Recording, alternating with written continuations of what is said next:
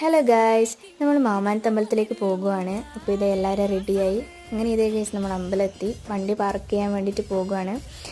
വണ്ടി വെക്കാൻ പോലെ സ്ഥലമില്ല ഗൈസ്, നല്ല തിരക്കുണ്ട്. ദീവൊക്കെ അല്ലേ, അതുകൊണ്ടാണ്. പിന്നെ അതുപോലെ നല്ല ചളിയും ഉണ്ട്. മഴ ഇവിടെ ഇടയ്ക്കിടയ്ക്ക് പെയ്തുകൊണ്ടിരിക്കുന്നുണ്ട്.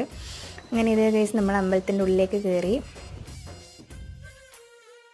അപ്പോൾ എല്ലാവരും കയറി പുഷ്പാഞ്ജലി അർപ്പിക്കാൻ.